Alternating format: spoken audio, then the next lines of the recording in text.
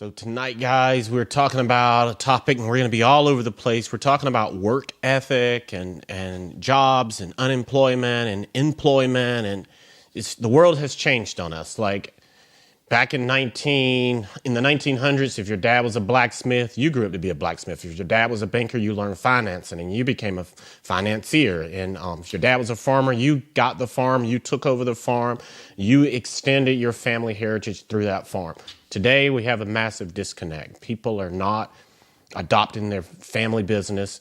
People are not necessarily doing what their parents thought that they were going to do. And people are doing a lot of different gigs all online, and the world has completely changed. So it's sort of like when computers first came out. I remember when computers first came, Windows 95, Windows 98. My mom, my parents, older people were like, no, I'm not going to adopt that technology. Now everyone is pretty much forced to adopt that technology. And if you don't adopt that technology, you're left behind. Well, AI is here, and so many people are opposed to AI. There's a lot of question marks about how AI is going to shape the future. And some people, even some good friends of mine, says AI is going to make jobs obsolete. Even I had a friend say he thinks that AI will one day gain consciousness. Now, I don't fear AI at all. I think that no matter how you put the world together, no matter what man's responsibility is, it's always going to go back to this computer, to this computer, to this computer, to eventually some human has to make an executive decision. So we can layer it as many times as we want through AI, through multiple networks, through different computers, through different subnets. But at some point, some man has to keep God's law. He has to say, I'm not going to murder, I'm not going to steal, I'm going to benefit my neighbor, I'm going to do the right thing. It's going to come down to a human connection to make it that decision. All right, when Y2K came in, Joshua, that everyone's head was exploding. You know what I mean? And everyone was so scared. And I remember those seasons. And here's another alarmist. All these alarmists. And I really believe that the principles and I'm not afraid of it either. I think we adapt real well. I think if you got a level head and you're not running down the bottle and wasting your time, you can adapt to things and you can really thrive. I think every generation has this next big invention that they think is going to decimate humankind. Right? That's right. There's always something. We always think, and right now today it's like self-driving cars and AI. I do not think that we have to fear those by no stretch of the imagination. No.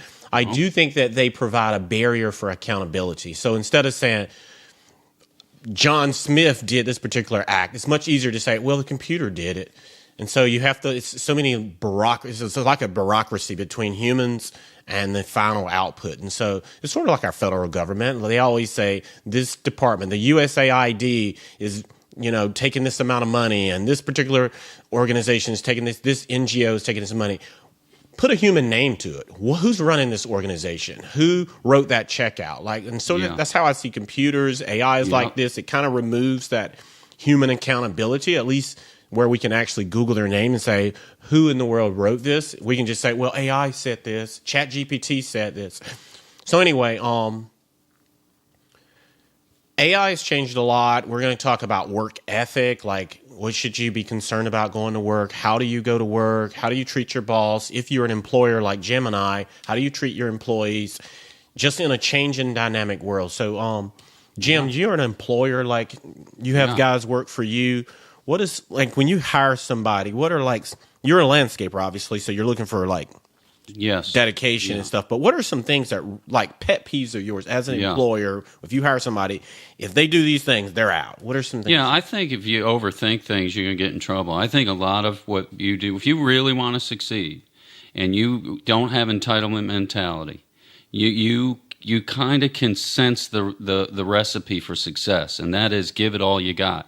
There's that saying, I'm going to leave it all out on the field. What a lot of time people do is they calculate and try to figure out how they can do the least in the amount of time they have. That will never work. I remember when I had a job at Home Depot, I figured there was 200 employees there. I never wanted them to see me in the break room. I avoided the break room because I didn't want the other employees to see me sitting down. So when I was on a break, I'd go out either sit in my car or go out and pick up papers in the parking lot while I was on break. I like that. Yeah, that's really good. Listen, you got to do something to be out front. It's not, it's not going to land in your lap. You're going to do it. You're going to have the story to tell, like I just told. And I use that same approach every day. I don't get paid till something happens. I'm a business owner. And if you're an employee, just try to borrow a business owner mentality a little bit. The employee mentality, be careful with that. Because I believe every single person tonight watching is their own business owner. Because if you're working for me, that means I don't have to pay you. No, you're working for your money. That means start borrowing some of your boss's attitude. Make something happen. And there's two types of employees, Joshua. There's the ones you can't afford to keep because they're slackers. They're always calculating. They're really in it for just to kind of pull back. And then there's the ones you can't afford to lose. Those are the ones that have the right attitude. You have to pay them because they're making you so much money. You have to pay them to keep them coming back. That's so true. I mean, that's it. Like, you have to stand out. So many people say, look, I'm only getting paid 12 an hour. I'm only getting paid 15 an hour. And so they come in and thinking they're going to do work commensurate to their salary. Go over and beyond. I never did that. The Bible teaches that we should do everything verily, do it to the best you can. God doesn't. You look at us. I was thinking about this the other day. If you look at that spider and you look at that grasshopper, God did just as good of a job on that spider as he did the grasshopper, as he did on the snake, as he did the human being. Like, God didn't do a half job on none of that. That spider's just as intricate as you are, as far as his body, his internal parts. Like, he's very intricate. God doesn't do a half job. So if you do anything, do a great job. It doesn't matter what you get paid. And I did this when I first started working. Not tooting my own horn, but something, my dad told me this, and it was just something my dad said. My dad said, leave a good impression. Don't worry about what you're getting paid. Just do a good job. And so just some general rules, just some easy ways you can implement this. Arrive 12 minutes early, stay 6 minutes late. You can get there more than that, but sometimes things can get weird if you get way too early. You can stay later than that. Again, things can get a bit weird if you're hanging around. Somebody's like, what are you doing? But get there 12 minutes early, stay there 6 minutes late. That's just something to every day. Just be there a little early, stay just a few minutes. Don't leave dead on time. Never leave dead on time unless, again, you're on an assembly line and there's a shift coming in behind you and you can't hang around. I know there's some jobs where there's very strict time satisfaction that you must meet. But if you're not in that type of job, and I think 90% of us are not, get there a little early. Do a little extra. Don't say, I know jobs are very task-oriented. Sometimes you can't do certain things. Like a buddy of mine was telling me about working at a factory, and he was like, there was some trash on the floor, and I picked it up, and they scolded me and said, no, don't you pick up any trash. We have a guy dedicated to doing that. But if you go into a job, I'm just saying this, if you're a normal office worker or whatever, maybe you get to a point where you don't know what to do, you're kind of caught up, you're new there, go clean the bathroom, wipe the window off. If you can do it. Now, obviously, they may have people specially dedicated to that. What he's saying. There's some extra mile, extra step you can take, and just do it. Just do it without just it's your recipe for success. Just do it. Clean the company truck. I mean, I'm serious. I have these guys that'll come, Joshua, these young guys, and if I don't tell them what to do, they won't do it, and they wind up firing themselves. I don't fire people. You know how I get rid of them? I pile up the workload because these people are deadbeats, and so they don't get it. It's an attitude. Remember, it's your money. It's your success. It's your disciplines. It's you. And I figured this out. I was a Democrat coming up, and I thought those rich people were so evil, Joshua. And I felt like because of them, I was shortchanged. That's what they told me, and I believed it coming up. But you know what I realized is that there's no politician. There's no one out there that's going to take care of me. Yep. I figured that out. I was about 20. This is how long it took me. It took me 24 years. It didn't, I'm not that bright. But when I figured out that that my ship was not going to come in because someone had brought it in, when I realized that it was up to me, when I figured it out, it's off to the races. And I've never looked back.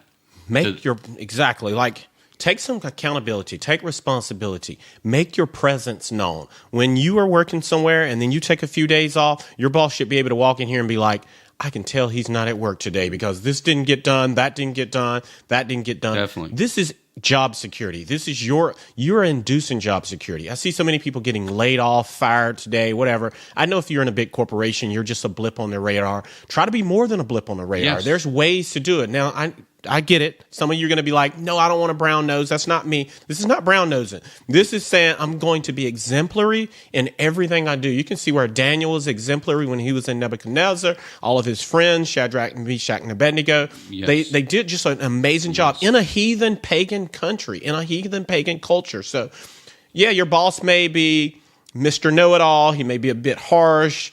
Your employees may be sneering at you. Your coworkers are looking at you and shifting, unfair loads on you. I get all that. I've worked in the corporate life. I know exactly what it is. You have to be resilient, and you have to say, okay, these people are not treating me fairly. They dumping what they don't want to do. They dump this whole pile of paperwork that should have been done like weeks ago. They put it all on your desk, and they know how painful it is.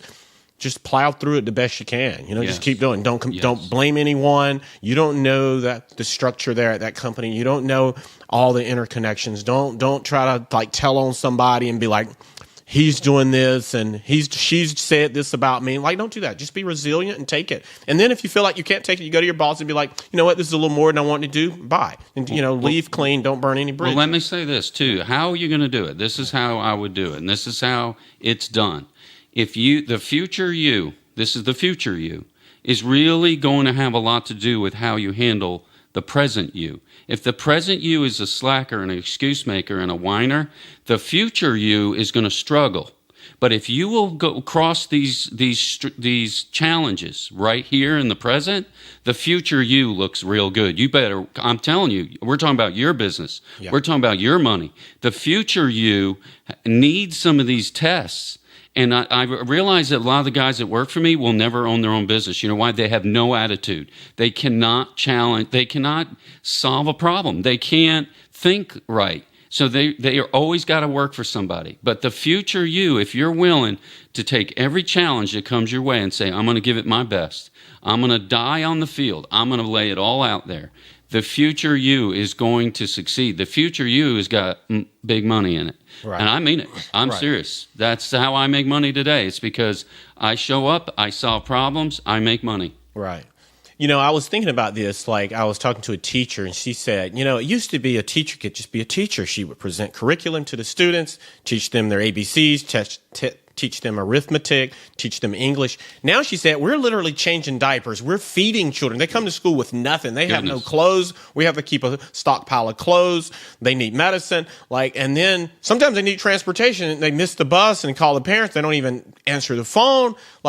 That's sort of how the job market has gotten. When I entered the workforce, my dad drove me to work, sat me in the car, and he schooled me. He said, here's some things you need to do. Leave a good impression. Go in there well dressed. And Jim has a statement about showing up for a job dressed correctly. Yes. Do more than you're asked to do. Don't complain. Have a positive attitude. Always be working. And even if you can't find anything to do, create something to do. Don't just stand there with your hands in your pocket or with your phone and you're scrolling at your desk. Don't do that. Get up and go talk to your boss. Go have a meaningful conversation. Look like you're active or whatever. And so anyway, my dad schooled me on this. And so when I went to work, I applied this. My employer didn't have to tell me this, but so many people are going to work and their employer is me, I'm an employer. I have a guy working for me. He's doing a great job. But I've had lots of people work for me. And I literally had to be a psychologist, had to make sure that I was a first aid paramedic pretty much because they came to work and they had nothing.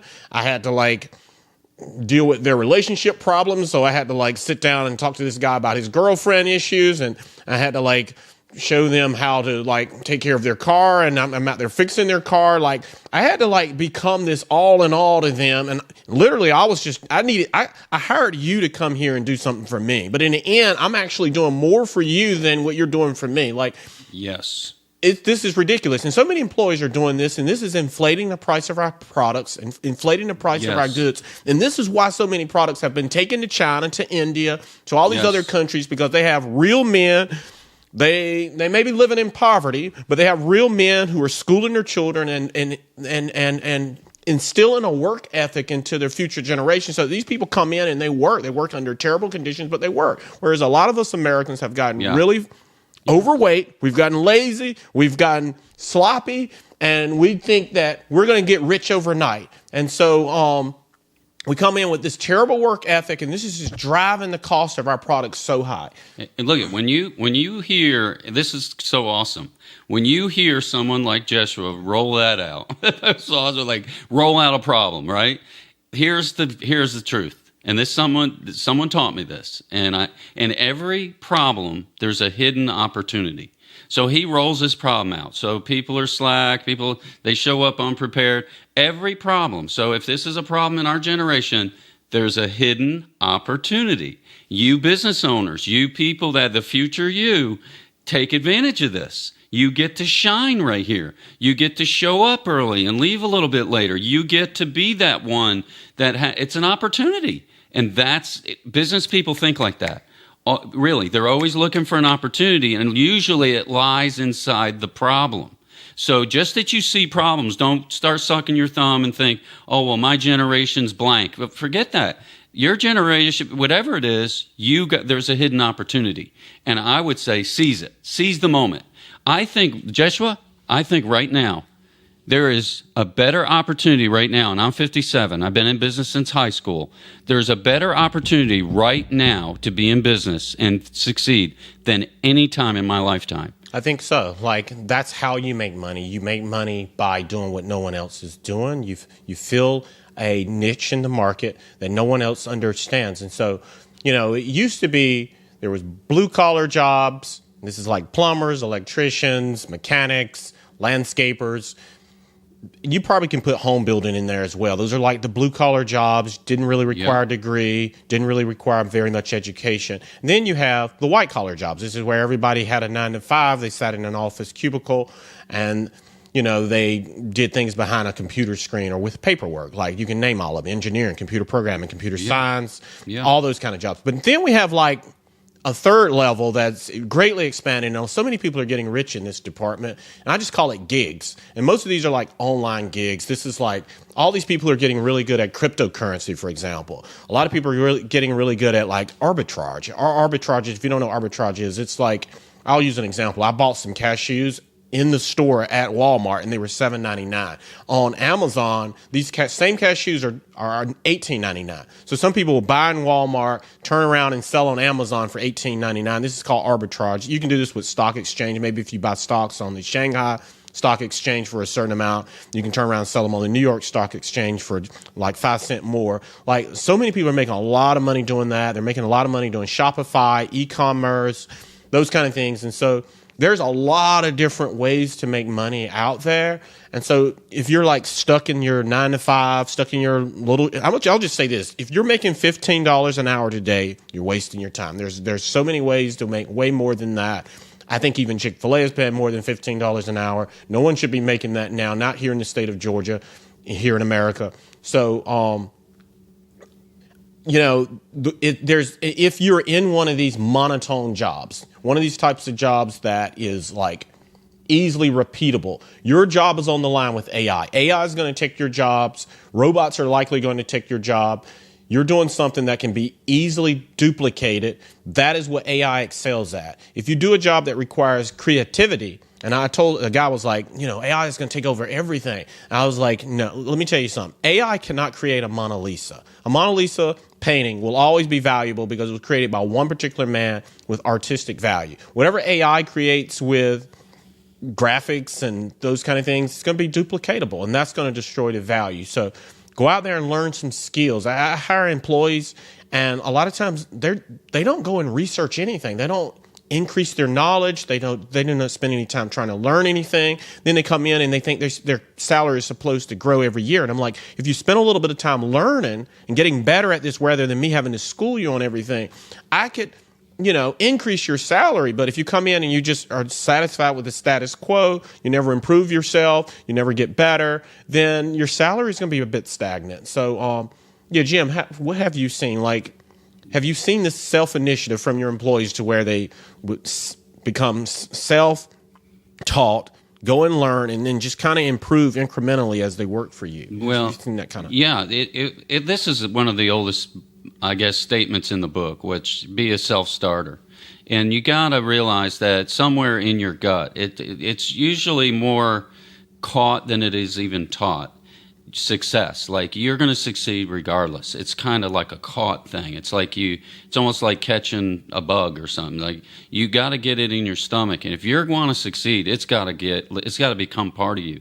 And a lot of people have an attitude, we've talked about it a little bit already, but they have this attitude where I can chill out. But you tell any Major League Baseball player to chill out when it comes to baseball. If you're going to do anything, you're going to leave it on the field. And this is your life. Let's get it. And so I would just say, it's this this caught thing. Like, catch it. Like, don't let people talk you out of it. The real slackers, other people, even family members. I remember when I started my business, I had family members that thought that was the wrong thing to do. And so, but there's going to be people that are comfortable with you where you're at. So you need to grow away, and they can sense the grow away, and they don't want you to grow away. They don't want you to grow necessarily, because they're comfortable with you where they got you.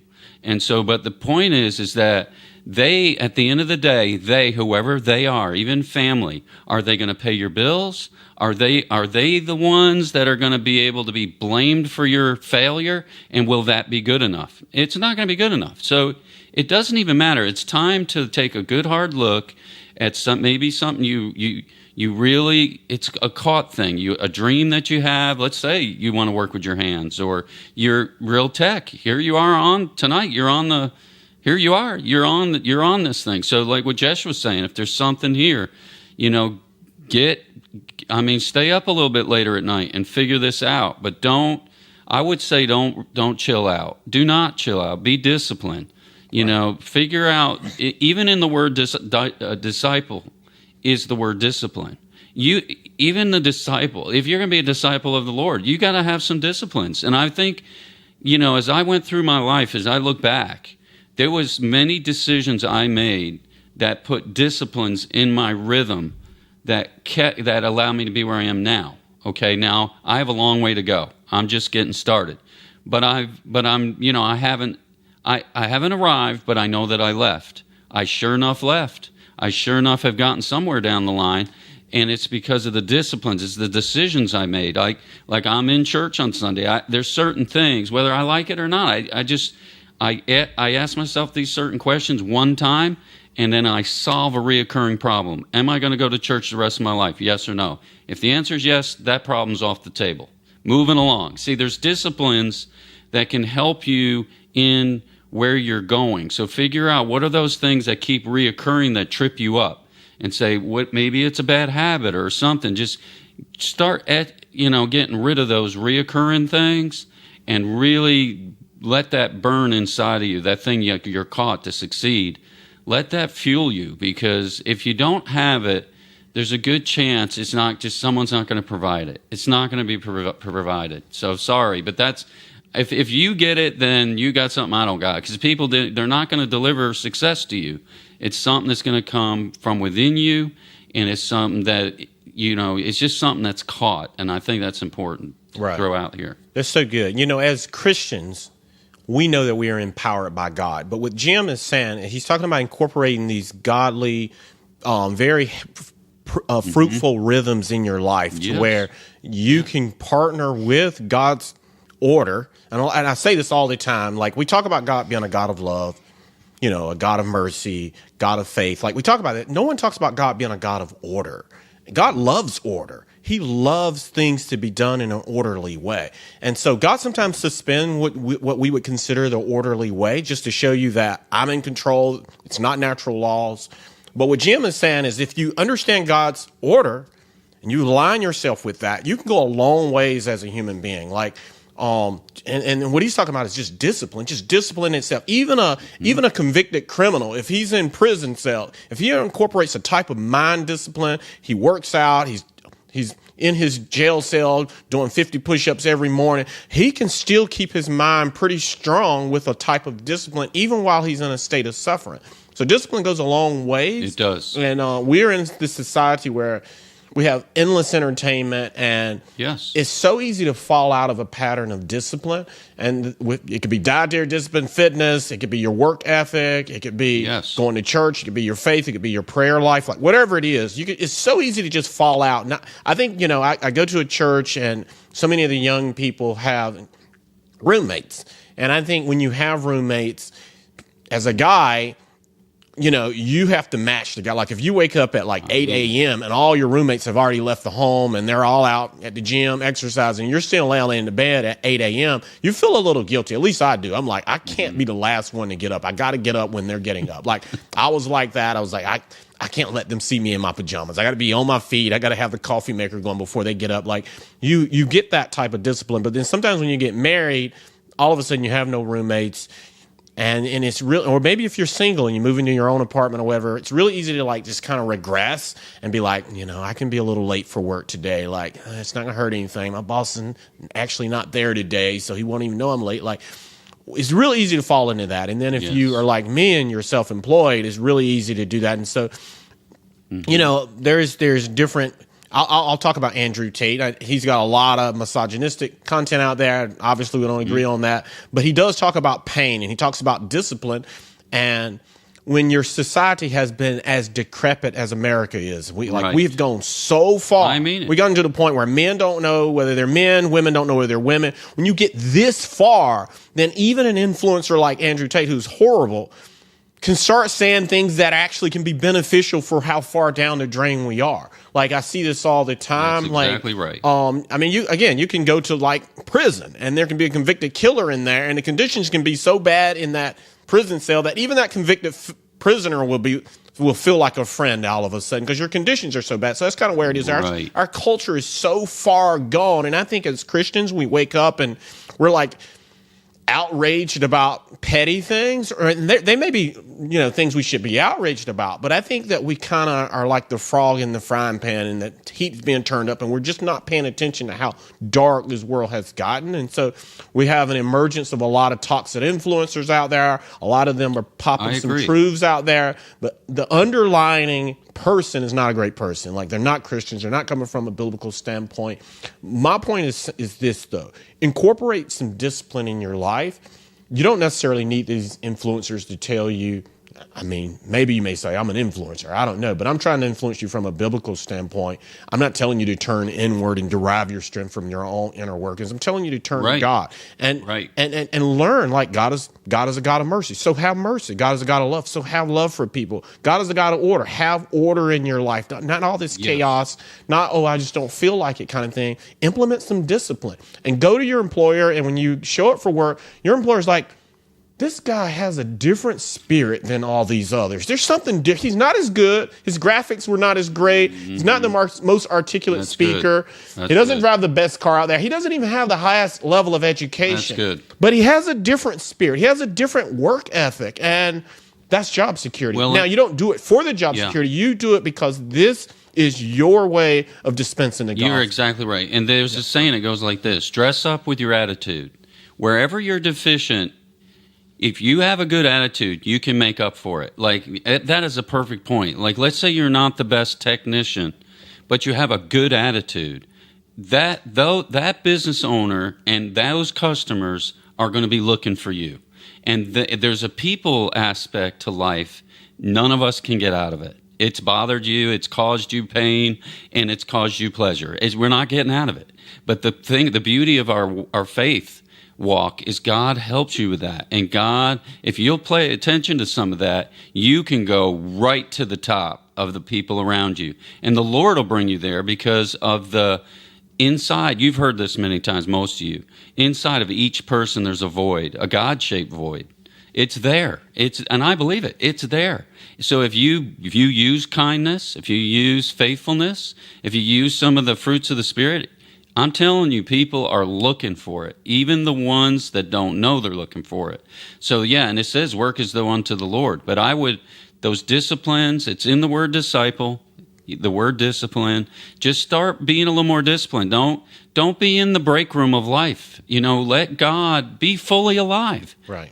God's goal for you is that you'd be fully alive. Right. So just go for it. Be fully alive. And so you make mistakes. I think that's one of the big traps, Joshua. People are worried about failure. They're worried about mistakes. Let me say something to you, and argue with me if you want to, but God doesn't have a problem with failure. He doesn't. He's okay with it. He can work with your failure. What he can't work with is you being fake or you're not authentic, or you're just not true. You're a poser, or you're kind of living a life that God didn't ask you. You're kind of an imposter. And God don't like that. God wants the true you. And so if you're going to make mistakes, don't worry about it.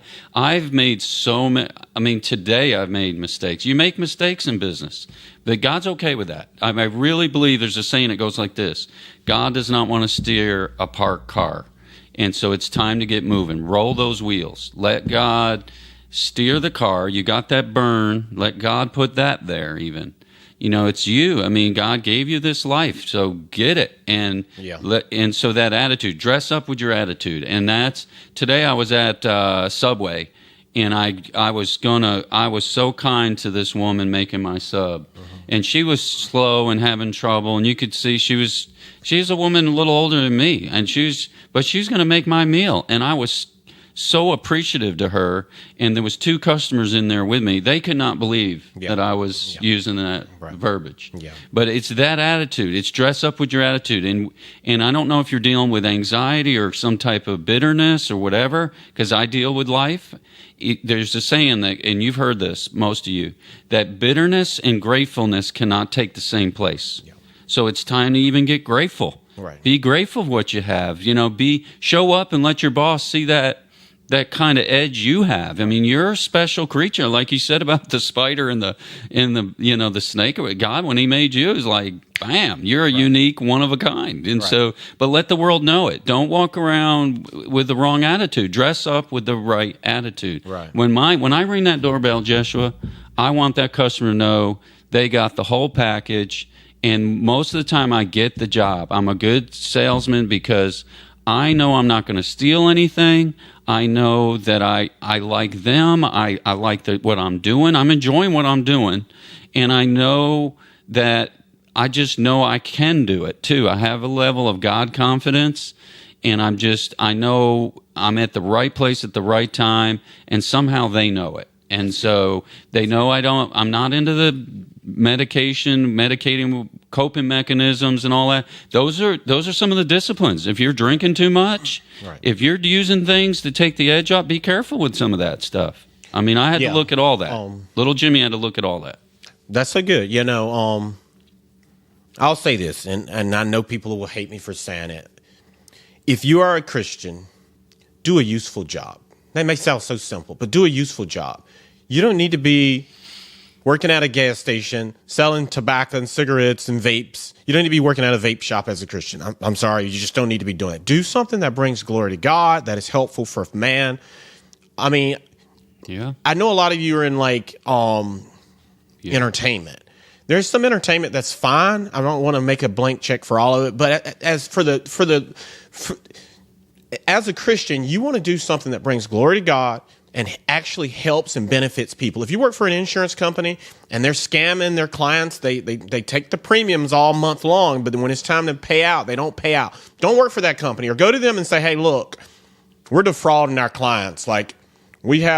Maybe you work in the advertising department. In fact, I just saw a Verizon ad, and it said, free phone on us starting at only $39.99. No way. They're not going to do that. You're not going to get a free iPhone 16 Pro for just $39 a month. Once you tack on all the fees and everything, it's going to be more than that. So if you were a Christian and you made that ad, don't do that. Don't be involved in that. I see this so many times. I went to the Atlanta airport, and there was all these gay posters up there. 2 men are hugging each other and stuff. There's Christians that work at the airport. If you're a Christian, don't hang those kind of posters. Just don't do it. So there's so many of you who are well, this is my job. I was asked to do it. I don't consent to this. Just don't do it. Go to your boss, sit down with him and be like, you know what? I don't think we should do this. This is not great. Yeah. And you'll be surprised at how many boss people would be like, we have somebody in our office who really will stand up for the truth. They may get mad at you. They may even like move you into a different department. But I promise you, at night, the guy's thinking about it on his bed and was like, that's actually the first time somebody's ever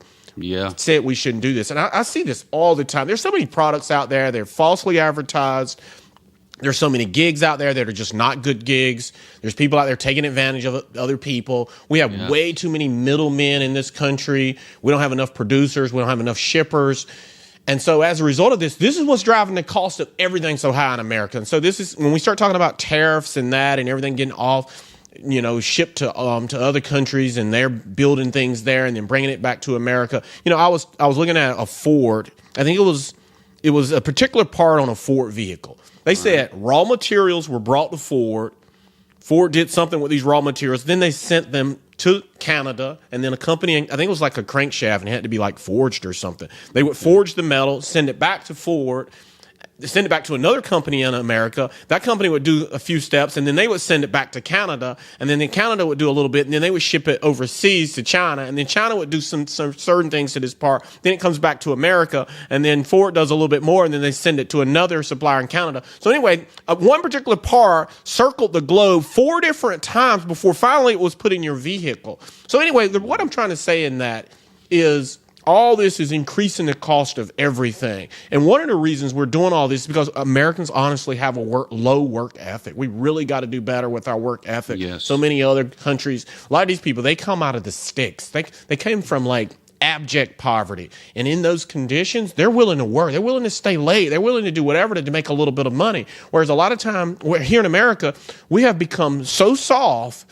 and we've become so entitled that when we're just pressed a little harder, we're like, well, I'm not getting paid as much as that other guy. I'm not getting paid to do all of this. Well, I got things I got to do. I got to be at a football game. Whatever it is, we can have all these excuses. And so employers are saying, send it somewhere else. I go to a restaurant in America, an American restaurant, fast food, and go there a half hour before it closes, 15 minutes before it closes. A lot of these places are not going to they're already shut down the ice cream machine and whatever. I mean, they start shutting it all down. But you go to a Chinese place, go to a Mexican place. Yeah. They will sit you down. They will sit you down like it was prime time. Oh, yeah. You know what I'm saying? Yeah, exactly. That's what 5 minutes before close. And I love that about Chick-fil-A. But it's the better you. We're talking about your money. The future you is got this attitude. You're in it to make success and make profit. So you gotta be like the Spanish restaurants. I mean, those are the places I go if it's getting a little late or something. Because they'll sit you right down. Chick-fil-A says we close 5 minutes after we've closed. Like I like that policy with Chick-fil-A. I don't know how many times I've gone to like Wendy's and sometimes it was 30 minutes before they closed and they're like, oh, we're not taking any more orders. I saw that Wendy's is closing down a lot of locations. They're like, we can't get workers, we can't get employees. They can get employees and workers. They can't get reliable employees and workers. We got to do better. And I'm going to be the first to say, in the black community, we really just struggle. In the south side of Atlanta, Clarksville, Covington, Conyers, Lithonia, Forest Park, you guys are just, I don't know what's going on with the father situation, the discipline situation, the driving situation, the drug situation. It is pathetic. I'm just being honest. It's horrible. And so many people who are living in those areas are moving out, and all these businesses that are in those areas, they're suffering with just poor work ethic. It's horrible. I hate to see this. And so this is increasing the cost. This is increasing. And everybody's like, Trump is increasing the cost, tariffs. No, you are increasing the cost by your poor work performance. And so other countries are beating us because we are so slack. You call a service-based company up. I mean, some of them show up. They're prompt. They're reliable. And those are the ones that are keeping our infrastructure going. But there's so many others. I don't know how many times I see on Nextdoor somebody said they called somebody and they didn't show up. They didn't call them back. They said they were going to be here. Like, don't be doing that. And if you're a Christian in a business like that,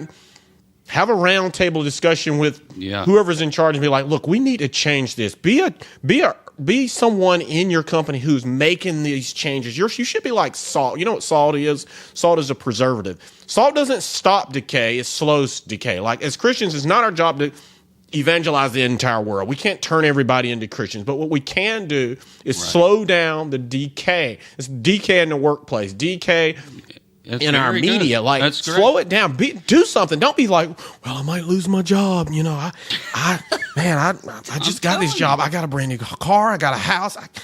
I don't want to shake the boat. Like, these people are not Christians anyway. They're not going to listen to me. Stop thinking like that.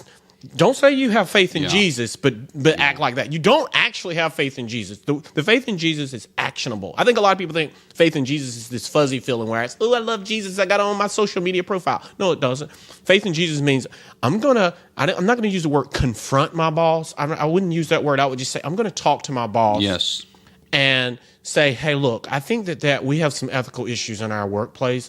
I came here. I am a Christian. I want to see things done right. I think it'll be good for our business. It'll be a problem solver. And it doesn't mean you're going to make more money. It may actually mean you're going to make a little less profit. Particularly in the short term, you may have to take a little loss here. Yeah. But this is faith in God. This is saying, even though it may hurt us money-wise or on the books, it's still the right things it's the right thing to do for our clients. And so we're going to do that. And so I'm in a line of work where in fact, I have a job today and God's like, he was a little dissatisfied with it. Ultimately, it's not our fault, but I'm just going to take care of it for him. I have a right to still charge him, but the way I do work, I'm like, if you're not satisfied, I'm not satisfied either. We don't run any ads on Facebook that make you believe something that's not true. We don't do anything like that. We don't tell you we're going to do something and charge you more. We don't do all that kind of stuff. I would rather charge you less every time. And so if you're a Christian, be salt, slow the decay down, and preserve the moral integrity of your company, and don't be worried about the consequences. Just do it. Yeah. That's true faith. Well, let me ride that. Yeah. Let me ride this. Yeah. Let me get on side saddle with here, and that is, no one really respects you if they don't have a reason to. Like, one of the things about your faith is people will start treating you like an adult. If you are always an appeaser to the world, they will, believe it or not, they can't put it in words, but people really see you like an adolescent. They can't put it in words. They're going to treat you like an adolescent. And I remember talking to the young people in my life, and I would say to them, until you get a good grasp on your faith, your parents will never see you as an adult. And that's how the world sees it. So you got to have something to die for before people say, you know what? That cat's alive. He's fully alive. They won't respect you. You got to show the world what you're willing to die for. If you show nothing, then you really will never be respected. I hate to say it. Yep. No one's going to respect you. They need to know what you are. Where's your limits? What do you stand for? If you don't stand for something, you're basically a ninth grader. You're basically someone that's just so green, and so you're such an appeaser that people just won't take you. They won't. I'm just telling you. Yes, people will they'll roll down the road with you. They'll use you, but they will never see you as a full-grown adult. And that's, you gotta demand that. And you demand it, the Lord will do it for you. Right. You just decide what it's part of what's caught. When that's caught, it's a God thing. There's certain things in there that you won't violate because it's too against what goes on within the middle of you. And so and people will, believe it or not, they'll respect you. And you got to do it right. Do it with the right attitude, right? Dress up with your attitude. Do it like an adult. Don't be an adolescent as you see something wrong. Be a problem solver. If you came to me and said, Jim, I think you're too rough, or you're doing something here that's not ethical in my business, just bring it to me. And don't be accusatory. Just let's be business people. Come to me, and guess what I'm going to do? I'm going to respect you like a full-grown adult. I'm serious.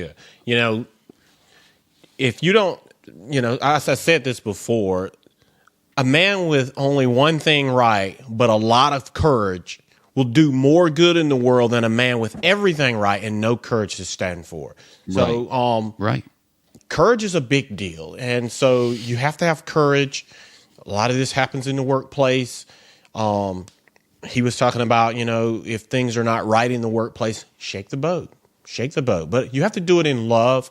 You can't go and accuse somebody and be like, well, we are lying about this. Like, you don't have to use those kind of words. You can be very nice about it. Sometimes you don't even have to necessarily tell your boss. You can just fix it.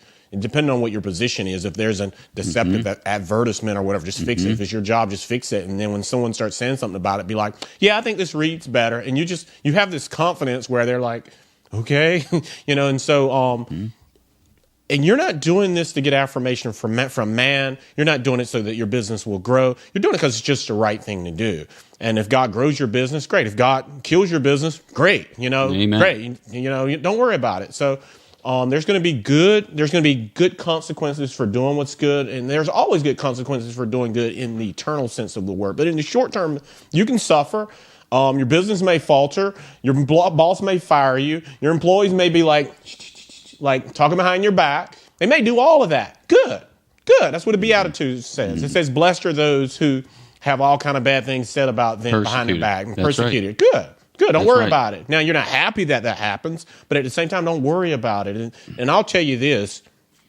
People respect someone who stands up for what is right. Because at the end of the day, I'm serious. At the end of the day, I would sometimes go to like Christian people and say, you want to be married, what are you looking for? And they always say the same thing. Well, I want somebody who believes in God, who's faithful, hardworking. I'm like, even the non-believer wants somebody who's faithful, hardworking, trustworthy. Yes. Like we all want those things. So if you're an employer somewhere, if you prove to be faithful, trustworthy, dependable, very ethical in how you do everything, even in a company that's entirely secular and they don't want Christianity, they don't want your little Jesus picture frame on your desk, even if they're that petty, they still will respect someone who's trustworthy and honest and dependable and faithful and has a sense of morality. So don't go with the flow. I see that all the time. Mm-hmm. Be productive in your work.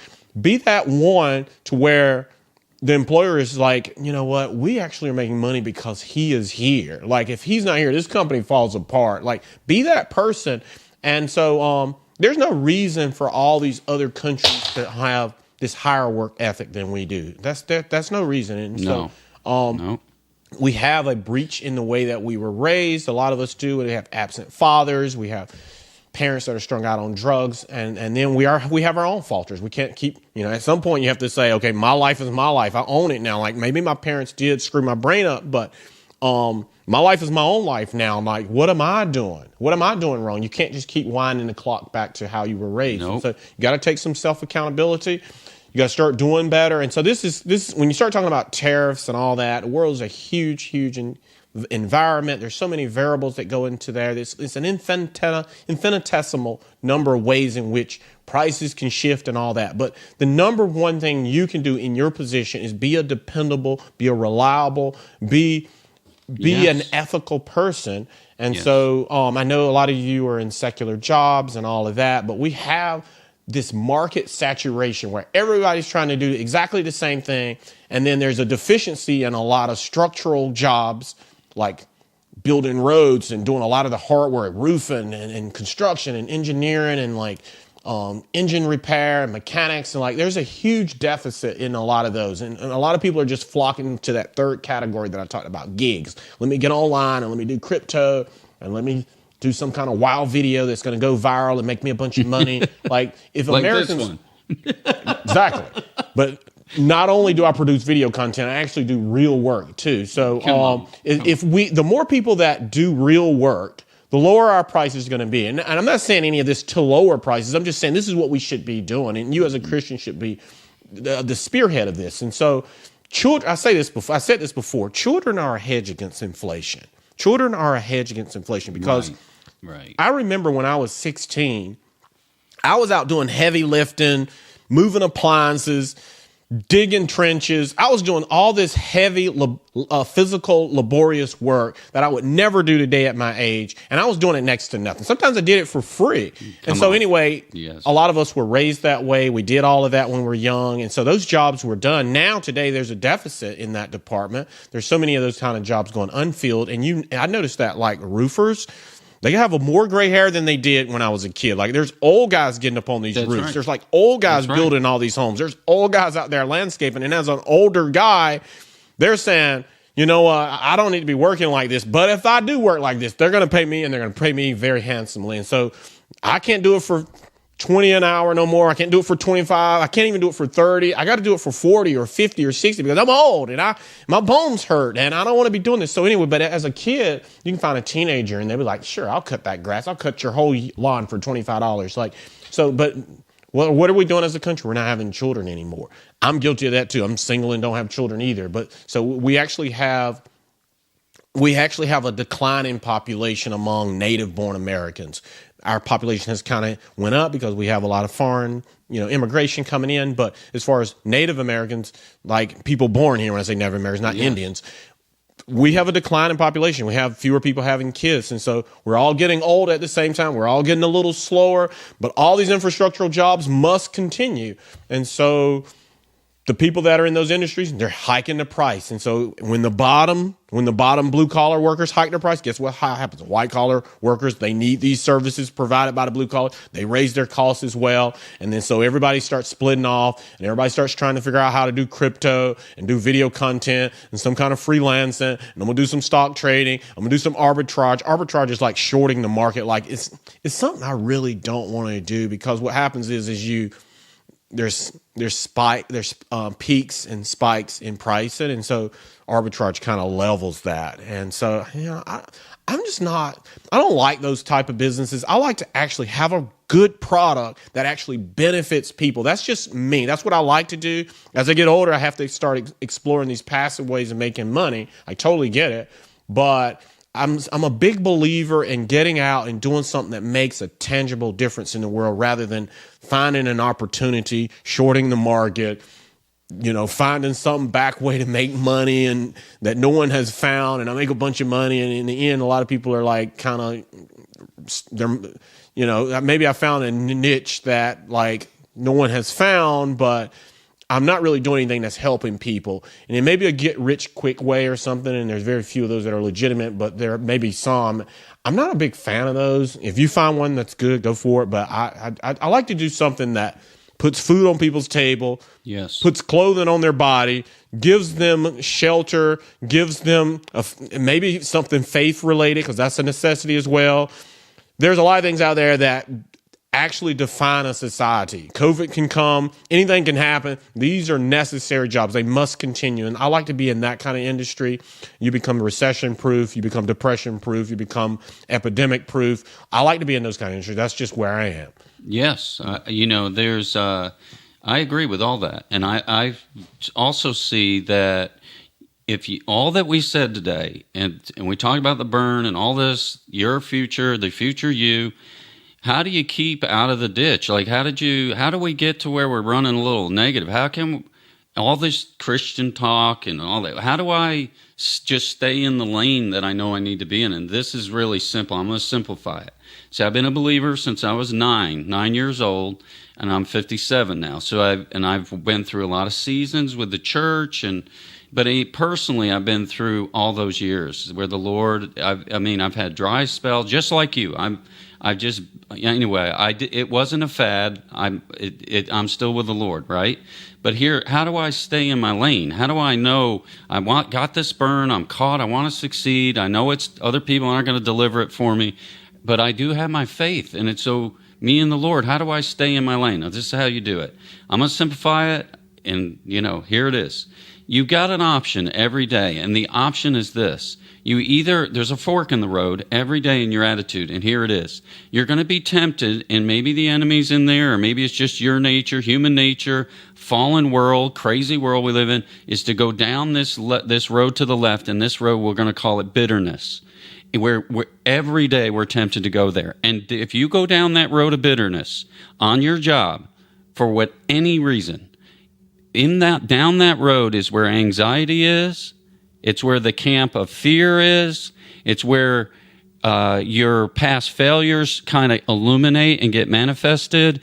All this stuff happens down this road, and we're going to call it bitterness. So you got to be careful there, because you can be bitter about anything. You could think of what happened to you when you were young, and that time you were violated, and this and that, or at work last week they piled up stuff on my desk, and I can't believe I didn't get the promotion. And if you just go down, you're tempted every day. The devil's saying, hey, you don't deserve that. Go bitter. And now we're going down this American road we're on. We're way down this road. A lot of politicians let us down here. And now we're a bunch of deadbeats. And I would say, just don't go down that road. Stay on this road over here where it's me and the Lord, and I'm going to stay with the Lord, and I'm going to let that burn that God gives me, and I'm not going to make excuses. I am not making zero excuses. They're not a one. I'm a one of a kind. I am a Picasso. I am the one that God made perfectly. I am flawless. You're the perfect you. You are perfectly you. You can't be someone else. They're already taken. Sorry. So it's you. And so you and the Lord, just stay out of that left turn down that road of bitterness. And we all got to deal with this. I'm telling you, this road is where addiction is. It's where all the dark stuff happens down that road. Just stay off it. Just say, I'm not going to be bitter. I'm going to be grateful. I'm going to be thankful. And I'm going to be motivated. This is my opportunity. What's today? Today's what? Thursday, tomorrow's Friday. It's Friday, the greatest Friday of all. I'm going to get up. I'm going to make an imprint on that day. Imprint on my job on that day. I'm going to make an imprint on people I'm dealing with. That's you. And I'm telling you, if you just do that and you stay grateful and you let God, you watch how God brings things into your life. You watch. And you would say, well, why didn't I do this sooner? It's because it's an attitude. And it's the attitude that God is looking for. It's that attitude, that partnership. It's another way to say partnership with God. He's looking for partnership. That's why he created you. But you got to be careful going down here. You help me. I need your help because I'll go down that road. It'd take me a minute. I'll be down here thinking this one did me wrong, betrayal. We all, in the story, Jesus is betrayed. We all deal with this. So be careful though. Be careful. Jesus, last thing Jesus said, Jeshua, I'm turning this thing over to you. Last thing Jesus said, forgive them, Father, for they know not what they do. He did not take that road. If anyone could have took that left turn, Christ could have done it. Look at this lesson he teaches us. The last thing he says is, Lord, forgive them, Father, for they know not what they do. Even he is saying, I will not let them handcuff me. No one is handcuffing me. I'm staying freedom. I'm staying with the power of God. I'm going to the right. I'm not going down here to the left. So just here, I don't know if that helps, but I'm telling you, I use it every day, and I'm going to need it tomorrow. I'm going to need it tonight. I mean, the world is fallen. It's crazy, but it's not going to cause you to fail. Your failure is not going to be 5, 6 excuses you're going to use why somebody did you wrong. No, sorry. It doesn't matter. At the end of your life, if you make one excuse, it will not matter. That person you're blaming will not care. Nobody cares. And I'm telling you, the Lord is not playing bitterness. He's not going to play with you. He's not going to pull up a seat in your little pity party. It's not going to happen. That's so good. So, when you wake up in the morning and you see the dawn of the sun, this is God saying, today is a new day. Yesterday you failed. Last year you failed. But today, I've wiped the canvas free. It's empty. I'm going to partner with you to be the best version of yourself that you can possibly be. Tomorrow was a bad day, but today can be a new day, and you have to go out and you have to make a difference in the fields that you're in.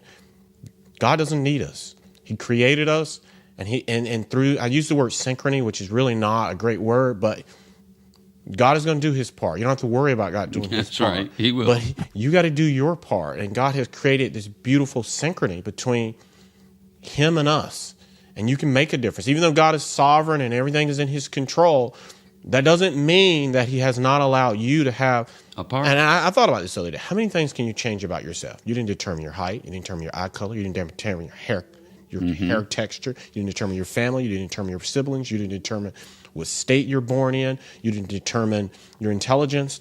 You didn't determine, when you think about it, you didn't determine very much at all. Right. You have a small little bit that you do determine, though. And if you fail at that, you lose it all.